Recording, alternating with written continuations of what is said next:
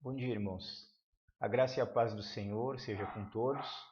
Vamos ao estudo de uma escola bíblica dominical, mais uma pela graça do nosso Senhor e Salvador Jesus Cristo. E nós estamos desenvolvendo uma série de estudos no livro de Provérbios, com base num livro do irmão John Crotts, que o tema é Homens Sábios, a sabedoria dos provérbios para homens. Nesta manhã nós vamos tratar sobre o tema A bênção do sexo no relacionamento conjugal. Eu gostaria de fazer leitura do texto que se encontra no livro de Provérbios, no capítulo 5, dos versículos 15 ao 23. Se você quiser acompanhar comigo na sua Bíblia, Provérbios, capítulo 5, dos versículos 15 ao 23, que nos diz assim a palavra do Senhor. Bebe água da tua própria cisterna e das correntes do teu poço. Derramar-se-iam por fora as tuas fontes e pelas suas praças os ribeiros de águas? Sejam para ti somente e não para os estranhos contigo. Seja bendito o teu manancial e alegra-te com a mulher da tua mocidade, corça de amores e gazela graciosa. Saciem-te os seus seios em todo o tempo e embriaga-te sempre com as suas carícias. Por que, filho meu, andarias cego pela estranha e abraçarias o peito de outra? Porque os caminhos do homem estão perante os olhos do Senhor, e ele considera todas as suas veredas. Quanto ao perverso, as suas iniquidades o prenderão, e com as cordas do seu pecado será detido. Ele morrerá pela falta de disciplina, e pela sua muita loucura, perdido, cambaleia. Vamos, neste momento, orar ao Senhor, pedir a sua graça, o seu favor, a sua direção para o nosso estudo desta manhã. Nosso Deus e Pai bendito, nós nos colocamos diante da tua presença nesta hora. Louvamos, adoramos, bendizemos o teu santo nome, que é digno de todo reconhecimento, de todo engrandecimento, de todo louvor, de toda exaltação, Pai. Obrigado, Pai. Obrigado pela tua palavra, obrigado pelo teu amor, obrigado pelo sustento para as nossas vidas. Obrigado, Pai querido, por tudo que o Senhor tem sido e feito, Senhor, em nós e para conosco, Pai. Queremos neste momento, Pai querido, colocar-nos diante de Ti, Senhor, e pedir, Pai querido, que se porventura nós de alguma maneira pecamos contra o Senhor, se nós de alguma maneira desagradamos a tua santa e bendita vontade, Pai querido, que o Senhor tenha misericórdia de nós, que o Senhor nos perdoe, Pai querido, de todo o pecado, Pai querido, cometido, de toda a omissão, que é pecado também quando não fazemos aquilo que a tua palavra determina, Pai querido, toda palavra, todo pensamento, tudo aquilo que te desagradou, Pai querido. Tem misericórdia de nós e purifica-nos, Pai. Senhor, que a tua palavra estudada nesta manhã, Pai querido, e as suas verdades, Pai querido, espirituais, venham ao encontro do nosso coração, Pai querido. Falem, Senhor Todo-Poderoso, as nossas mentes, Pai querido, e, Senhor, à medida que nos ensinam, Senhor, nos consolam também, Pai querido. Que o Senhor traga consolo, que o Senhor traga sabedoria, que o Senhor traga graça, Pai querido. Que o Senhor venha nos corrigir, Pai querido, como casais, e aqueles que estão se preparando para aprenderem a respeito do casamento, e aqueles, Senhor Todo-Poderoso, que um dia poderão instruir alguém, Senhor Todo-Poderoso. Que o Senhor use esse estudo que nós vamos fazer nesta manhã para trazer clareza, sabedoria, graça, comprometimento, Pai querido. Em nome do nosso Senhor e Salvador Jesus Cristo, Papai. É o que nós pedimos, Senhor, também pedindo, Pai, que o Senhor esteja abençoando, Pai querido, cada pessoa que vai estudar, Pai querido, essa mensagem, cada pessoa, Senhor Todo-Poderoso, que vai se apropriar das verdades nela contidas, Senhor, e que o Senhor use, Senhor, para a glória do Teu nome, que o Senhor use, Senhor Todo-Poderoso, para a edificação do Teu povo, que o Senhor abençoe, Pai, cada família representada, Pai querido, e que o estudo seja de instrução e de edificação para o Teu povo, Pai. Livra-nos do mal, Pai querido, livra-nos das pestilências, enfermidades e tudo aquilo que tem assolado o mundo, Pai querido. E guarda-nos, Senhor Todo-Poderoso, desta hora mal para Ti, Senhor, porque um dia hemos de estar contigo na Tua glória, Senhor. É o que pedimos, Pai querido, agradecidos em nome de Cristo Jesus, o Teu Filho. Amém e amém.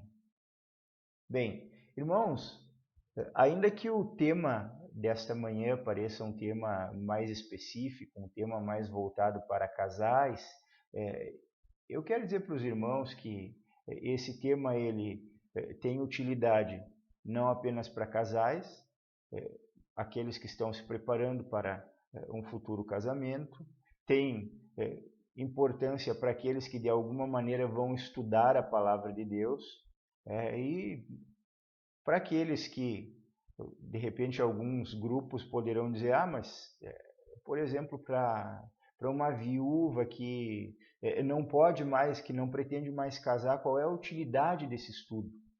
E eu diria para os irmãos que a utilidade está no aprendizado e na intercessão, que pessoas que mesmo que não venham contrair o casamento, pessoas que tenham o celibato como um objetivo da sua vida, um chamado de Deus para si, não vou me casar, eu entendo que Deus me chamou para ser solteiro. Ainda pode servir de uma fonte de instrução para ajudar um irmão, uma mulher já viúva, um homem já viúvo e que não pretende mais contrair núpcias. Ele também pode utilizar para orientar jovens, para orientar pessoas, para dizer, olha, eu cometi alguns erros durante o meu tempo de casado, mas olha, jovem, olha moço, olha moça, olha casal. Quer dizer, a palavra de Deus toda ela, ainda que às vezes ela tem algum tema específico, ela tem uma finalidade de auxiliar, de instruir, de ensinar, e esse tema, ainda que pareça conter partes específicas, ele tem essa função e essa importância também. Então, falemos um pouco da bênção do sexo no relacionamento conjugal. A verdade é, irmãos, que Deus, ele projetou o homem, ele projetou a mulher para ter uma vida sexual excelente, contanto que seja dentro do casamento. Deus criou o sexo e entregou ele para os homens e para as mulheres para ser algo prazeroso, porque se o sexo tivesse como objetivo apenas a reprodução, irmãos, a verdade é que ele seria um ato que talvez Deus tivesse feito ele sem nenhum prazer, sem nenhum desejo, sem nenhuma satisfação. Por quê? Porque inclusive evitaria que os homens, que as mulheres cometessem o pecado que é o pecado do adultério, o pecado da fornicação, aqueles pecados que, pelo prazer que o sexo proporciona, muitas vezes o homem comete. Quer dizer, se não fosse para ser prazeroso, ainda que dentro do limite estabelecido por Deus, Deus não teria feito ele assim. Agora, quando ele é desenvolvido da maneira certa, da forma certa, debaixo da bênção de Deus, dentro do relacionamento conjugal, ele serve para várias coisas. Ele serve para satisfação sexual, ele serve para o conhecimento mútuo, ele serve para o consolo de um cônjuge com o outro, ele serve para traz tantos benefícios, benefícios psicológicos, benefícios físicos, ajuda a liberar o estresse, ajuda o casal a ter mais intimidade, ajuda o casal a se conhecer melhor, ajuda o casal a se aproximar. São muitos os benefícios além do prazer em si. E Deus, ele projetou o sexo única e exclusivamente para a relação pactual do casamento.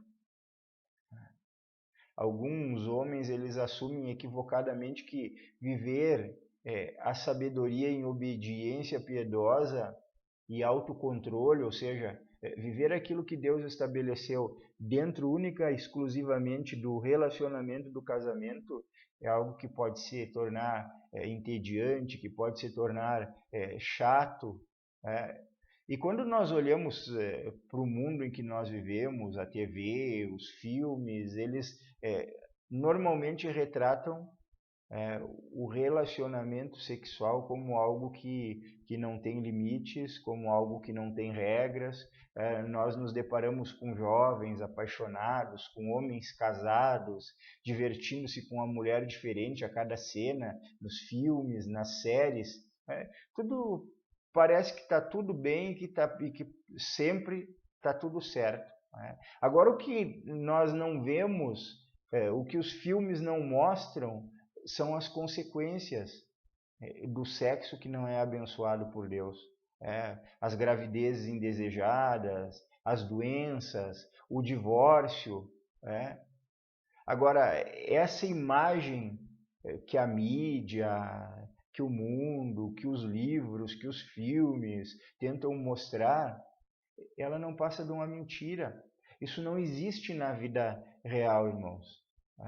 Na verdade, um solteiro que vive no pecado sexual, no pecado da fornicação, e que tem uma vida sexual ativa, ele não tem nem de perto a quantidade e a qualidade de sexo que um típico casal casado, cristão ou não cristão, tem.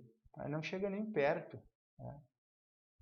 O típico solteiro sexualmente ativo está passando por uma multidão de consequências e arrependimentos, porque o plano de Deus para o sexo é muito melhor. Talvez até melhor do que algumas pessoas imaginam, irmãos. Agora, a questão é, será que a sabedoria ela tem aplicações no relacionamento sexual também? Será que Deus realmente tem sabedoria para a minha vida sexual? E é o que nós fizemos leitura agora no texto de Provérbios. A verdade é que sim.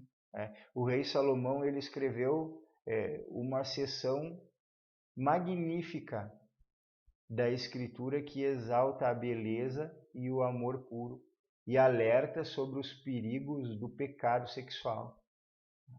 Então, comecemos falando a respeito daquilo que nós lemos lá nos primeiros versículos e a respeito do fato de que o homem deve buscar prazer com a sua esposa e que a esposa deve buscar prazer com o seu marido.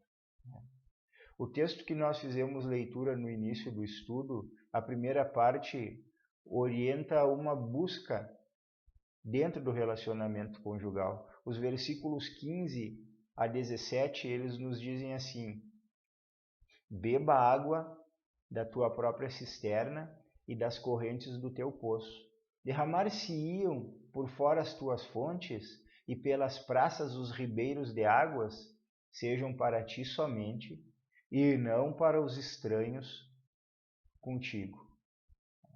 Então, existem duas partes dessa busca que cabe ao casal dentro do relacionamento conjugal. A primeira é a devoção particular, pessoal, singular do marido para com a sua esposa e da esposa para com o seu marido. Quando nós lemos essa expressão a cisterna, como o texto bíblico diz, beba água da tua própria cisterna. Isso nos remete a um pensamento lá do povo hebreu, lá onde eles viviam, num local desértico, num local seco, onde cisternas eram cavadas, que eram uma espécie de buracos no chão, cobertos, com o objetivo de guardar chuva, porque a água da chuva era importante para eles. Então, é usada uma expressão aqui em relação ao relacionamento conjugal, de que bebe água da tua própria cisterna, te relaciona com os teus atos, com os teus pensamentos, com os teus desejos, com a tua própria esposa, com o teu próprio esposo. Há uma proteção aí, há uma ordem de Deus aí para a vida conjugal, né? E beber profundamente dessa água é uma expressão para saciar-se, tendo um relacionamento sexual prazeroso, satisfatório, amoroso verdadeiramente, porque a outra coisa que nós devemos de considerar é que uma parte do amor é exatamente essa união, essa intimidade que só o casal pode gozar e que não deve ser gozado por mais ninguém. Ninguém mais deve usufruir disso, nem em pensamentos, nem em atos e nem de maneira nenhuma. Depois Salomão ele continua a imagem chamando a mulher de manancial bendito. Quando nós olhamos no livro de Cântico dos Cânticos, ele descreve a sua amada da seguinte maneira: jardim fechado és tu, minha irmã, noiva minha, manancial recluso, fonte selada, és fonte dos jardins, poços das águas vivas, torrentes que correm do Líbano. Está em Cântico dos Cânticos 4, os versículos 12 e 15. Então, a imagem das águas fluindo, irmãos, pelas praças que nós encontramos em Provérbios 15, 5, do 16 ao 17, nos mostram que o homem sábio jamais deve levar o seu amor e desejos por toda a cidade. Isso é uma coisa particular do casal, né? Tão preciosa quanto a água era em Israel, assim devia de ser a relação sexual do homem com a esposa, da esposa com o marido, né?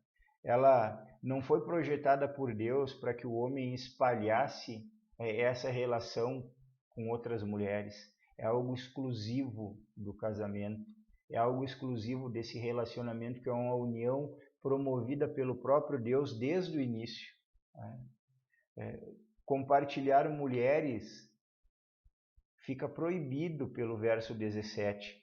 Quando nós lemos lá, verso 17, ele vai nos dizer: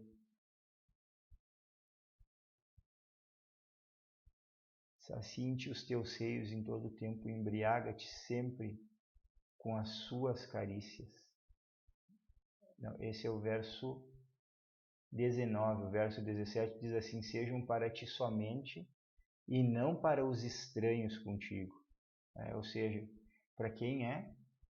Seja para ti somente. Deus deu a você e a sua esposa, não é para outro homem. E outra coisa, não são para as prostitutas ou mulheres imorais que possam existir por aí, que muitas vezes nós temos um inimigo das nossas almas que tenta usar para desvirtuar o relacionamento sexual, homens e mulheres que sutilmente utilizados com habilidades demoníacas para tentar manchar, macular o casamento, que é uma obra de Deus e que é algo precioso tanto para Deus quanto para o casal. A segunda busca por prazer com a esposa é a devoção que um marido deve ter para com a sua esposa. E aí nós vamos para os versículos 18 e 19 do texto que nós fizemos leitura. Seja bendito o teu manancial e alegra-te com a mulher da tua mocidade, corça de amores e gazela graciosa. Saciem-te os seus seios em todo o tempo e embriaga-te sempre com as suas carícias.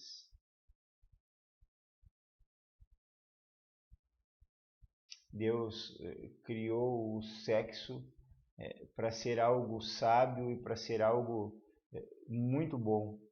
Irmãos, no plano de Deus, Ele literalmente ordena que nós nos embriaguemos em prazer e desfrutemos das nossas esposas, aqueles que são homens, e as mulheres dos seus esposos, fisicamente. E não apenas isso, Deus fala que seja um manancial bendito, ou seja, não há nada de impuro, não há nada de pecaminoso num relacionamento sexual sadio, porque ele foi determinado e ordenado por Deus, e o homem e a mulher foram feitos também para este ato.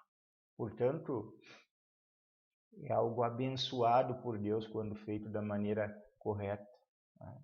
Então, a Bíblia ela nos ensina que nós não devemos apenas ser casais, mas nos alegrar e ter prazer entre o casal. Uma vida de sabedoria inclui alegria e satisfação sexual, sem nenhuma culpa dentro do casamento. Eclesiastes 9:9 diz assim, irmãos: goza a vida com a mulher que amas, todos os dias da tua vida fugaz, os quais Deus te deu debaixo do sol, porque esta é a tua porção nesta vida, pelo trabalho com que te afatigaste debaixo do sol. Ou seja, goza, aproveita, se satisfaça. Essa é a ordem de Deus, através das palavras inspiradas do livro de Provérbios, do livro de Eclesiastes, do livro de Cântico dos Cânticos. A beleza e a paixão do plano de Deus, eles continuam quando a mulher é comparada com uma corça de amores e gazela graciosa. Os movimentos graciosos e gentis, a sua forma bela, não são minimizados, são destacados por Deus.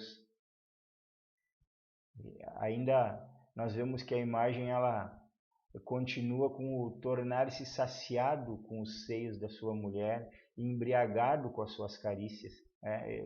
Embriagar-se com álcool é pecado, porém embriagar-se com o amor da esposa é o plano de Deus, é um plano de sabedoria de Deus.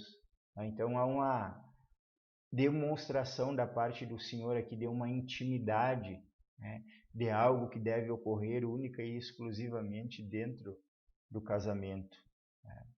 Agora, uma das questões que nós devemos de levantar e que é uma questão de sabedoria, como nós podemos cultivar esse tipo de relacionamento? Porque a verdade é que esse é um relacionamento que não envolve apenas a questão física, mas envolve a questão emocional, envolve a questão da demonstração do verdadeiro amor, e ainda que esse seja um dos ápices, o relacionamento sexual seja um dos pontos altos do amor, e o amor envolve outras partes, envolve questões emocionais, envolve preocupações, envolve carinhos. Então, a maneira como nós nos envolvemos e tratamos a nossa esposa e vice-versa. Então, eu gostaria de levantar algumas questões aqui, fazer algumas perguntas, e esse material é encaminhado para os irmãos também, para que os irmãos possam ler posteriormente, e você pode voltar depois e refletir nessas questões, que são questões importantes e que poderão ajudar no relacionamento conjugal, poderão ajudar no casamento, enfim, e também no ato propriamente dito, porque ele se dá por conclusão dessas questões, ou seja, de uma preocupação e de um envolvimento amoroso, tanto do esposo com a esposa, quanto da esposa com o esposo. Essa preocupação e esse carinho deve ser de ambos. Responda essas perguntas para si e, de repente, com a sua esposa, com o seu esposo. Aqui o texto está voltado para a esposa, mas questionando o homem em relação à sua esposa, mas ele pode ser utilizado também para o questionamento inverso. Você pensa em sua esposa como um presente especial de Deus, feito especialmente para você? Você ora por sua esposa? Você ora a respeito de sua esposa? Você ora com ela? Você está agradecendo a Deus pelas suas virtudes e intercedendo pelas suas fraquezas? Você fala sobre as suas boas qualidades? Você elogia com frequência? Você trata a sua esposa como trata a si mesmo? Se você é uma só carne com ela, não faz sentido que ao machucá-la, você estará, em última análise, machucando a si mesmo, porém, ao ajudá-la, você será o beneficiário final? Você está disposto ao redor da sua esposa? Você está bem disposto ao redor da sua esposa ou mal-humorado? Você procura ter tempo apenas para estar com ela? Quando foi a última vez que você a surpreendeu com um bilhete atencioso ou um presente especial, ou riscou uma tarefa da lista dela, fazendo-a você mesmo? Esse tipo de coisa constrói um relacionamento sólido. Você lhe dá abraços e beijos afetuosos? Você está trabalhando para ser um marido bonito para ela? Você tem mantido a mentalidade de cortejo, de conquista? Ou você parou de tentar ganhar o seu afeto uma vez que a levou para o altar? Você se comunica com ela durante o dia? Quando essas práticas desses questionamentos eles são cultivados, não é? Por meio de um coração verdadeiramente amoroso, de um coração cristão, ao longo do dia, quando você se relaciona dessa forma com a sua esposa, quando a esposa se relaciona dessa forma com o marido, isso dá fruto no relacionamento íntimo também. E a ideia aqui não é uma manipulação para melhorar o sexo, mas o sexo não deve ser algo egoísta, apenas para a própria satisfação, mas para a satisfação do cônjuge também. E isso acontece quando há esse envolvimento que transcende o momento físico, o momento carnal, e que vai para além, para o cuidado, para a preocupação, para o amor sincero, para a devoção. E isso vai repercutir certamente no ato conjugal. Então, quando se cultiva uma atmosfera amorosa, piedosa no lar, vai haver uma melhora também na vida sexual. As pessoas vão aproveitar-se, vão desejar-se um ao outro de todas as formas. Enquanto o relacionamento ele se desdobra em piedade individual, a bênção de Deus vai repousar sobre o leito matrimonial, ou seja, o amor sincero, a vida de oração, a vida de carinho, vai atrair também a bênção de Deus sobre o relacionamento conjugal.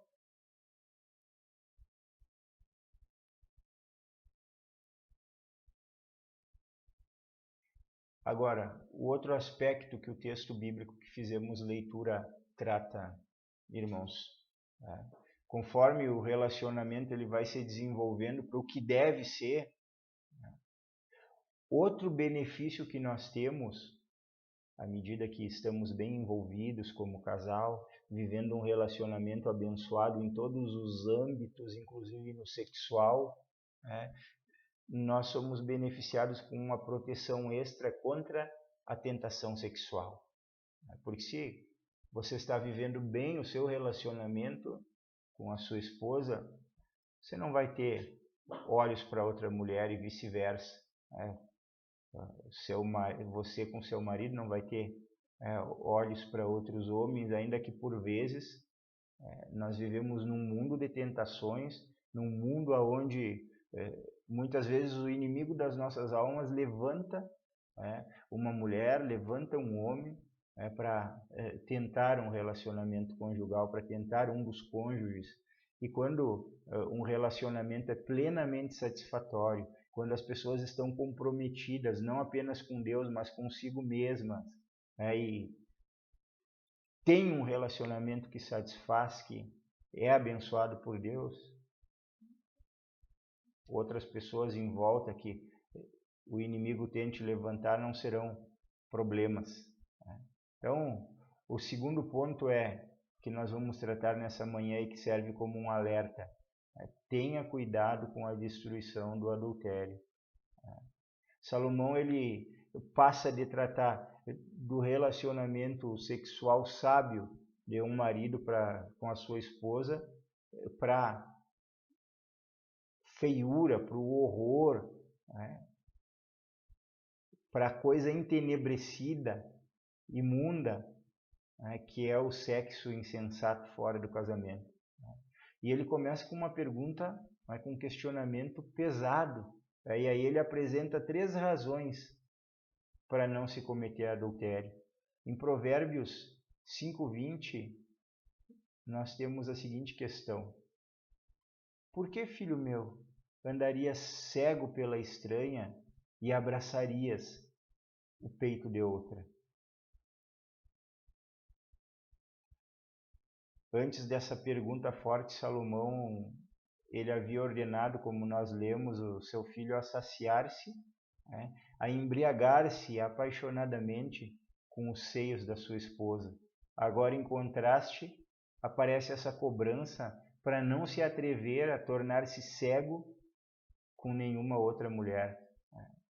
A linguagem paralela torna o alerta muito claro, mas ele reforça o comando com 3 razões para evitar o adultério. E a primeira delas é: você está sendo observado. Provérbios 5:21 nos diz assim: digno de honra, 5:21, porque os caminhos do homem estão perante os olhos do Senhor, e ele considera todas as suas veredas. Então, Deus está olhando para todos os nossos caminhos. A verdade é que um ótimo amigo do sexo pecaminoso, do sexo proibido, é o sigilo. A impressão que as pessoas têm é: ninguém nos vê aqui no escuro. Ninguém saberá que nós estivemos na cidade mais próxima. Ninguém se magoará, mas se for apenas eu e a tela do meu computador. Nós estamos completamente seguros. São esses os pensamentos e as expressões utilizadas muitas vezes em meio ao pecado. Agora, essas são mentiras propagadas pelo mundo, pela carne, pelo diabo, como nós lemos no versículo 21. Deus, ele vê os nossos caminhos, estão perante os olhos do Senhor, e ele considera cada um dos nossos caminhos. Ou seja, não tem como fugir do Senhor, não tem como se ocultar dele. E a verdade o fundamento da sabedoria, como nós estudamos desde o início, é temer a Deus. E parte de temer a Deus é estar consciente, ter a certeza de que Ele está nos observando. Não tem como nós nos ocultarmos dele. Então, Deus conhece até mesmo as intenções do nosso coração, até mesmo os pensamentos que nós temos a respeito do assunto. Por isso, o perigo do adultério. Nós somos alertados pela palavra, inclusive, que o ato de olhar de forma impura para uma mulher e desejá-la já é um ato de adultério. Já é um ato contra Deus e contra o nosso matrimônio. Então, e o ponto nesse provérbio não é apenas que Deus enxerga no escuro. Deus não apenas vê, mas Ele se importa com o que nós estamos fazendo e nos julgará por aquilo que nós estamos fazendo. Lá em Hebreus 13:4, irmãos, nós temos um texto que diz: digno de honra entre todos seja o matrimônio, bem como o leito sem mácula, porque Deus julgará os impuros e os adúlteros. Ou seja, nós somos desafiados pelo Senhor aqui a termos integridade no relacionamento conjugal. Deve ser digno de honra o matrimônio. Deve ser digno de honra um leito sem nenhuma mancha. O que mancha o leito é o pecado do relacionamento extraconjugal, é o pecado do adultério. Isso mancha um leito. E é a respeito disso que a palavra nos alerta. Quer estejamos apenas pensando sobre isso num momento particular e rápido de pecado ou não, as promessas do dia do nosso casamento, os votos que nós fizemos, são um compromisso perante Deus. Ele nos considera responsáveis se nós jogarmos fora isso, ainda que seja apenas por uma noite de pecado e de insensatez. E não tem desculpa que nós possamos apresentar para Deus, porque nenhuma delas vai ser aceita. Ainda que nós saibamos que a misericórdia do Senhor em perdoar até os atos sexuais imorais não é algo pequeno, Ele está disposto a perdoar se houver um sincero arrependimento. Ele perdoa pensamentos, Ele perdoa atos. Porque Jesus morreu por nós, Deus vai perdoar os pecadores. Então, se porventura existe alguma coisa nas nossas vidas que algum pecado, seja de pensamento ou seja de ato, que nós cometemos e que nós ainda não nos arrependemos,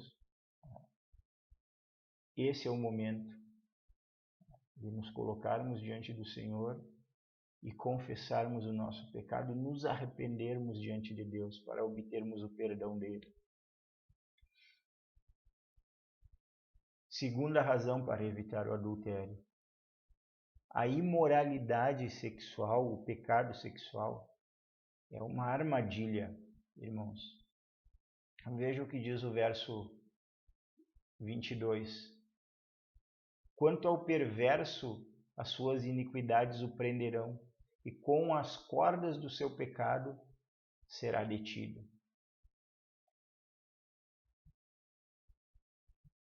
O que o texto bíblico pretende nos dizer aqui é que um homem que comete o pecado do adultério, ele pensa que ele está vivendo uma vida boa. Eu estou livre do meu casamento, eu estou livre para dormir com quem eu quiser, para fazer o que eu quiser. E o que essa pessoa está fazendo está se envolvendo no pecado como se ele fosse uma armadilha, como se ele fosse uma corda que amarra. Isso pode começar sutilmente, com um olhar pecaminoso, um olhar de lascívia. A lascívia ela pode se tornar uma conversa ou uma mensagem de WhatsApp, um e-mail. E essas ligações emocionais elas podem se tornar conexões físicas. Essas armadilhas muitas vezes vão acontecendo sutilmente na vida de pessoas casadas. E durante todo o tempo as correntes do pecado elas estão envolvendo o coração dessas pessoas como em um pacote. Aí essa pessoa ela acaba se tornando vítima disso daí. Então nós temos um alerta aqui da palavra do Senhor. Pecado do adultério é uma armadilha mortal para a vida dos casados. Terceira razão para evitar o adultério, irmãos. Esse alerta ele vai se repetir no decorrer de Provérbios. Deus fez o sexo, Deus nos fez seres sexuais, nós temos os desejos, como nós falamos no início, e eles são para serem satisfeitos dentro do casamento. Se não fosse para ser assim, Deus não faria o homem com desejo sexual, mas apenas com uma necessidade reprodutiva. Poderia até fazer como algo que fosse difícil e que tivesse algum nível de dor, mas foi feito como algo prazeroso, satisfatório, alegre, para ser gozado dentro do casamento. Agora, se nós usarmos isso que é um presente de Deus para as nossas vidas, fora do foco do casamento, nós temos um alerta no versículo 23 do capítulo 5, que nos diz assim: ele morrerá pela falta de disciplina e pela sua muita loucura, perdido cambaleia. E nós temos esse alerta feito por Salomão em vários outros textos bíblicos, e eu quero citar alguns textos encontrados no livro de Provérbios aqui, irmãos. Provérbios 2:18. Porque a sua casa se inclina para a morte e as suas veredas para o reino das sombras da morte. Provérbios 5:5. Os seus pés descem à morte, os seus passos conduzem-na ao inferno. Falando da mulher adúltera. Provérbios 9:18. Eles, porém, não sabem que ali estão os mortos, que os seus convidados estão nas profundezas do inferno. Ou seja, irmãos, todos alertas a respeito do perigo do adultério. Então, o que esses textos nos transmitem? Esse perigo de morte pode ser uma morte que ocorre cedo por causa de uma doença sexualmente transmissível ou por um marido enfurecido que flagra no ato do adultério alguém, mas a palavra de Deus alerta para as consequências mortais dos pecados sexuais. Ainda que Deus pacientemente ele nos deixe lutar fisicamente, o peso da culpa por causa do comprometimento e fracasso é morte vindo em direção àqueles que pecam. E nós devemos de refletir a respeito disso. Nós devemos de olhar para o sexo como um presente do nosso sábio Criador. Deus o criou e quer que nós, como seus filhos, como suas criaturas, desfrutemos o máximo do sexo. Só que o plano de Deus, que inclui essas satisfações, ele foi determinado para um relacionamento regular, dentro da aliança do casamento. Jamais fora, em hipótese nenhuma. Pegar esse presente que Deus nos deu e usar ele de forma errada é um pecado. E todo pecado tem consequências devastadoras, porque é uma desobediência a Deus. Deus, na sua graça, na sua sabedoria, ele nos deu o seu Filho como um grande presente, Jesus Cristo. Apesar de homens, nos depararmos em todo o tempo com homens sexualmente imorais e que estão debaixo do juízo de Deus, Jesus, ele tomou esse juízo por pecadores sobre a cruz. Lá em 1 Coríntios 9:10, capítulo 6, versículos 9 e 10, o texto nos afirma que os adúlteros eles estão indo para o inferno. Mas no verso seguinte vai dizer: tais fostes alguns de vós. Ou seja, através de Jesus, aqueles que falharam em ser sexualmente sábios, eles ainda podem conhecer a beleza da fidelidade sexual dentro do casamento com as suas esposas, as esposas com seus maridos, por meio de um relacionamento com Deus. Que o Senhor ele nos ajude, que o Senhor ele tome da sua palavra e aplique aos nossos corações, que nós possamos olhar para esse ensinamento que nós obtivemos hoje e perceber toda a beleza da obra de Deus e daquilo que Ele fez por nós e essa bênção maravilhosa que Ele nos deu para nós vivermos e usufruirmos dentro do casamento. Que Deus o abençoe e aplique a sua palavra ao seu coração. Vamos orar ao Senhor neste momento. Nosso Deus e nosso Pai, nós louvamos o Teu nome e Te agradecemos, Pai querido, pela Tua bondade, pelo Teu amor, pela maneira como o Senhor fez todas as coisas de uma forma tão maravilhosa, tão magnífica, tão grandiosa, Pai querido. E eu quero Te pedir em nome de Jesus, Papai amado, que o Senhor Abençoe, Senhor Todo-Poderoso, a vida do teu povo, Pai. Que o Senhor abençoe, Senhor Todo-Poderoso, os relacionamentos conjugais em meio à tua igreja, Pai querido. E que nós não apenas, Senhor Todo-Poderoso, nos relacionemos com sabedoria com os nossos cônjuges, inclusive na área sexual, Pai querido, mas que nós possamos ser, Pai, mediante a tua graça, Pai querido, propagadores desta verdade, defensores do casamento, defensores do relacionamento sexual única e exclusivamente dentro do casamento, Pai querido. E que o Senhor nos capacite para demonstrarmos, Pai querido, quais são os males, Pai querido, que a fornicação e o adultério podem causar, visto que o Senhor fez o relacionamento sexual para o casamento, Papai. Abençoa-nos nesse sentido, Pai querido, e dá-nos equilíbrio, Pai.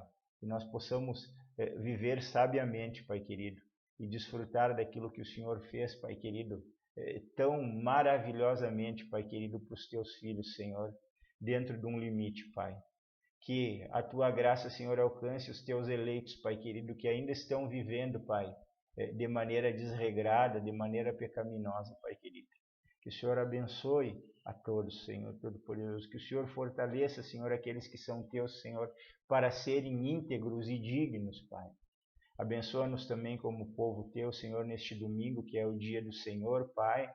Que nós possamos ter um dia abençoado, que logo mais à noite nós possamos nos encontrar ali, Senhor Todo-Poderoso, na igreja, no local em que nós nos reunimos para cultuar o teu nome e oferecer um culto, Senhor, aceitável ao Senhor, um culto agradável ao teu nome, um culto, Senhor, que glorifica o teu santo e bendito nome, Papai. É o que eu oro, Senhor Todo-Poderoso, com gratidão no meu coração e peço em nome do nosso Senhor e Salvador Jesus Cristo. Amém e amém. Que Deus abençoe a todos os irmãos e conceda a todos um excelente domingo na presença do Senhor.